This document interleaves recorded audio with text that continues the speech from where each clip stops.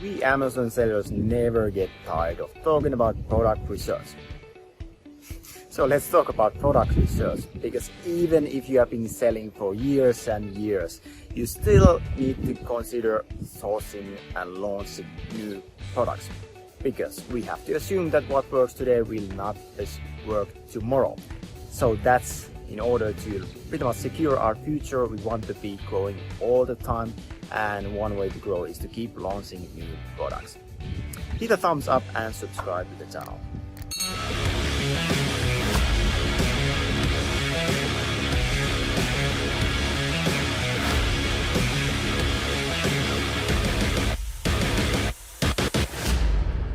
Let's talk quick about product research on Amazon. So it's not related with Amazon only, but whenever we are starting a new business, it really involves like great deal of planning. So, and the thing is that the threshold to start, or not really necessarily start, but actually to thrive and succeed selling on Amazon, it has gone higher for like complete beginners, because the system is more complicated, and this as a result increases the barrier to entry. And this is actually good news for us, because with our experience, we are able to take shortcuts, and we actually know what we are doing.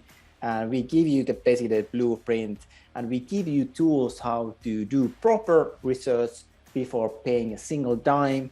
And if we really do a proper research, then we are able to pretty much like dominate the market, because if you find this search term that is really where the demand is decent and there's not too much competitors, and we are able to define that X factor, then it's simply inevitable that we are going to be pretty much like dominating the niche.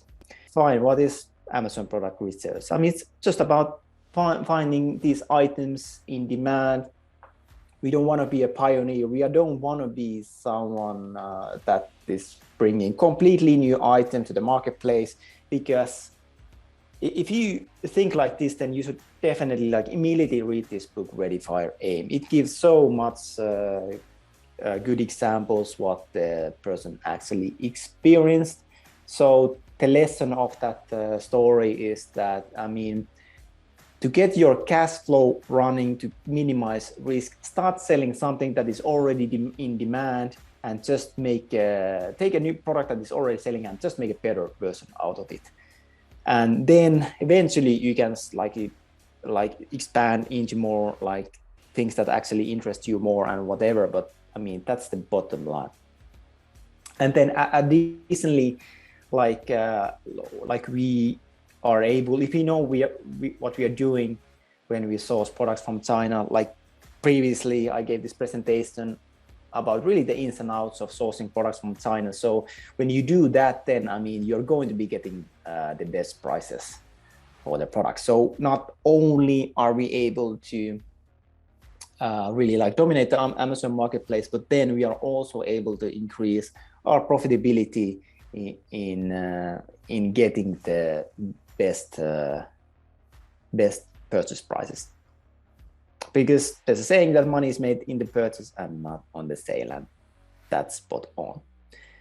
But the thing is that there's so many different ways how to do Amazon product research, and we shouldn't be sticking only one way. So we have to be creative, and it has to come from keyword research. So it's all about like creativity never really stops, right? Because even if you are just launching some knockoff product, then still we need to consider that how can we actually differentiate with this? How can we actually make the X factor to really stand out? So creativity is something that we actually need. So it's a question that, okay, do we actually possess an eye for originality and invention, or do we currently utilize a product that could be actually improved? And I would say that like in our like life cycle, we have this like optimization phase, and basically that never ever stops, because even if like throughout time the demand is going to go lower unless we actually do something about it. So that's why, like, all the time, even for all products, we are constantly, like my team is constantly looking into that. Okay, how can we actually improve this? How can we make the like better images? How can we make the product better? How can we make the like user experience better? How can we make like every single thing related with this product better, right? That means also that we need to test ideas as quickly as possible. And Amazon is all about keywords. Amazon is all about the search. So that's why, I mean, it's really important that we are really tapping on the right search terms. And nowadays, I mean, this is so much easier than it was previously. I mean, there are so many different tools telling you that, are you actually tapping on all the different opportunities that there are for these products? So are we really maximizing our opportunity for all the given keywords, or are there actually some keywords that where we should rank our product higher? And the difference can literally mean like 6 figures, because if you take and the thing is that most of the sellers on Amazon are not doing this, so they are definitely missing out. So when you have the ability to look into different keywords and look at like product listing, like where could we get some extra sales, where could we actually get some extra exposure, then I mean that's definitely a complete game changer. And if you want me to like go through this thoroughly, then just let me know and I can do like a specific presentation about that only. So how to make sure that you are tapping on to all the possible keywords. So if you want me to do this, then just let me know in the chat or Slack. I mean, yeah, I mean, there's so many different tools and so many different like that's one thing. Like some people are saying that, oh my god, like Amazon is so saturated. And the funny thing is that we heard that back already in 2014. Can you guys believe it? So in 2014, when we started, like people were telling us that, oh wow guys, you just missed the boat, it's too late to start selling on Amazon. So I mean, clearly we proved them wrong, and clearly it was just people were pretty much like delusional. They didn't really understand Amazon at all, because Amazon didn't get saturated. Amazon just got bigger and bigger. I mean, there came more and more opportunity, more products, more keywords, more marketplaces. So it's just amazing how simple like some people might actually think. And if you have the right mindset, then you're all the time looking into like where, like you're looking for opportunities instead of excuses, because it's so easy to say no. It's super easy to always find a reason why not to do something. Like it's too risky, I don't feel like it, I don't feel like going to the gym. I mean, I might actually hurt myself at the gym, so it's not healthy for me, right? I might actually I shouldn't eat healthy, because I mean healthy food is so expensive, right? I mean, I can afford it, right?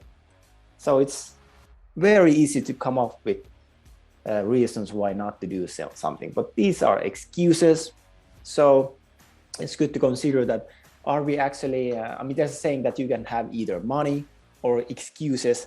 So it's then up to us to decide that, okay, do I want to keep playing this game of coming up with silly excuses, or do I actually want to make money? Do I actually want to get successful at this? But yeah, so there once we have the like right tools, then we can really and the right like research methods, then we have the skill set to really look into analyzing the market and coming coming up with better listing, better like not just listing, but better offer on the marketplace. So, and as a result, like the items are gonna rank higher. But yeah, I mean, we pretty much like want to be targeting the impulse purchase price range. And why is that? That's because that's really the mass market. And of course, I mean, we are also selling like products that are not impulse purchase. So we meaning that they cost like several hundreds of dollars. And typically the impulse purchase price, I mean, it's got to be like below $50 or something, or definitely like under $100, but typically like 20 to 40, 20 to 50. That's something that's what like most people are comfortable spending without spending too much effort.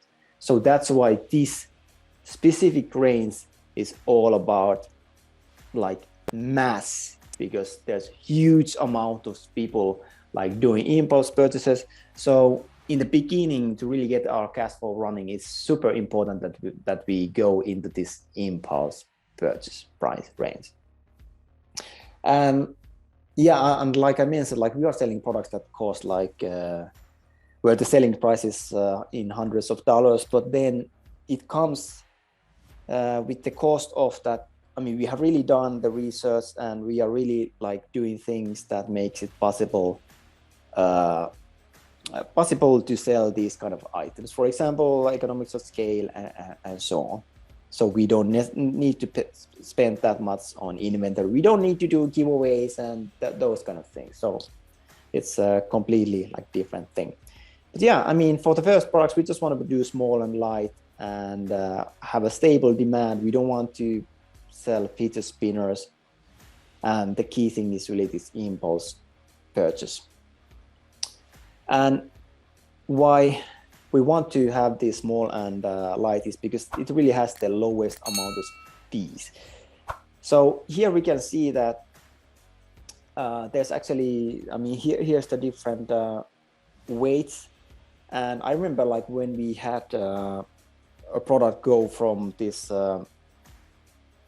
standard size to smaller one, then I mean, it immediately made a big impact on profitability. And what do you think? Like, how were we able to get to move the product from one category to another? What do you think? Give me some suggestions. Money saying packing optimization. Exactly, Money.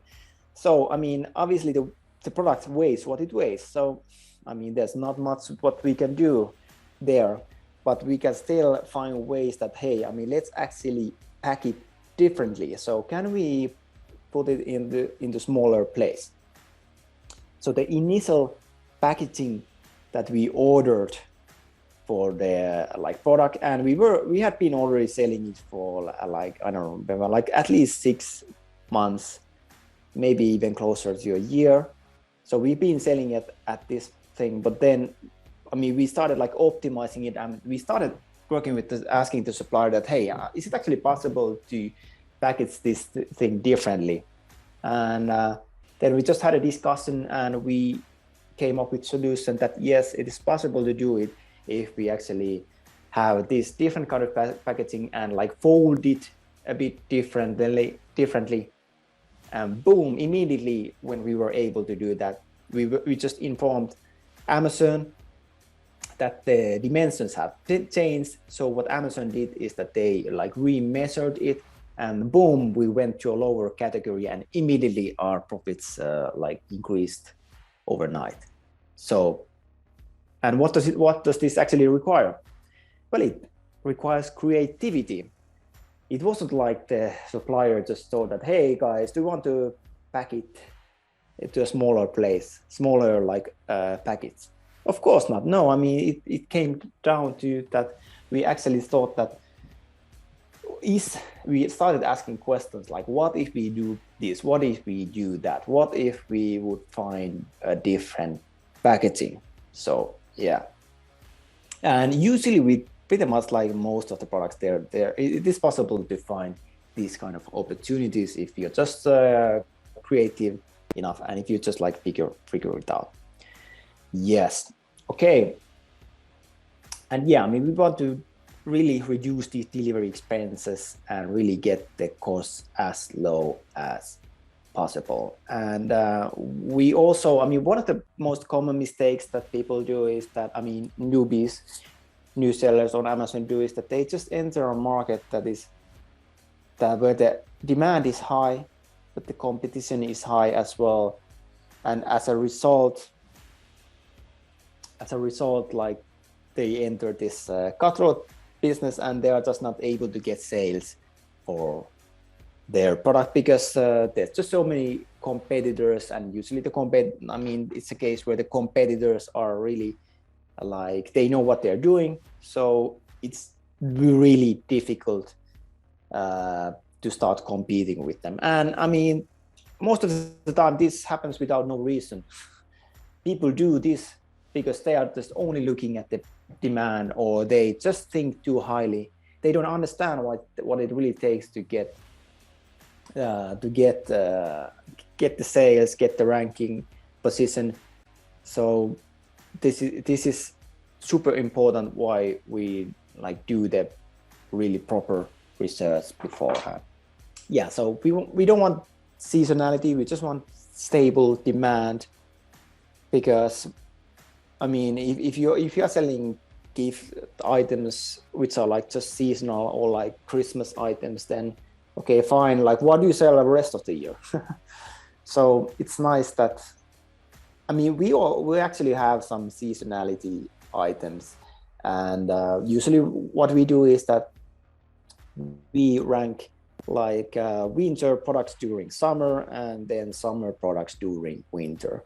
So we have some seasonality with some of the products, and it's fine to do that, but then you need to understand that, I mean, if it's seasonal, then the rest of the time it's gonna be pretty, sales might be pretty low. So we don't want to end up with like big amounts of inventory. Thing is that, especially the first items, we don't want to sell anything complicated or fragile. So that's why we stay away out of electronics or some specific things that could get us into trouble, like for example baby items, or something that is completely the same that everything else. Because even if you are selling a knockoff item, it doesn't mean that it has to be same as everyone else. The bare minimum we need to do is to make the listing actually look different, right? So, but that's just the bare minimum. Like, what we also want to do is to make the product itself look different. So what can we do? What can we do regarding the packaging? So maybe we can actually come up with packaging that would really stand out. And this is like a tactic that we have used many times. So we just, whatever product we launch, I mean, we just make such a cool looking packaging that basically just by the packaging alone, we look like so much more better than all the competitors. We immediately have this higher perceived value. Then, I mean, comes like user experience and those things. But the thing is that we should improve everything, and it pretty much just comes down to creativity on what should we improve. And yeah, I mean, entering niches with like too much competition, that's one of the most common mistakes. Or they're not really calculating these margins, because usually, I mean, we need to have at least multiplier of 5, meaning if we pay for the product and shipping like $5 per item to get it from the supplier to Amazon's warehouse, then at minimum we should be selling it for like $25, because and that's really the minimum. So we need to have a lot of I mean, enough of leeway just to sell enough items for the costs that might be there, for example advertising and so marketing costs. Yes, so nothing complicated or fragile, and we want to be different, and we don't want to take on too much competition, and we want to do the calculations beforehand, so we don't come up with we don't end up with surprises. If you like this topic, then hit a thumbs up and subscribe to the channel. And we actually have a closed secret group where we're discussing pretty much everything related with Amazon. So if you would like to get access to this closed secret group, then just comment group and my team is going to be reaching out to you and add you there. See you at the group.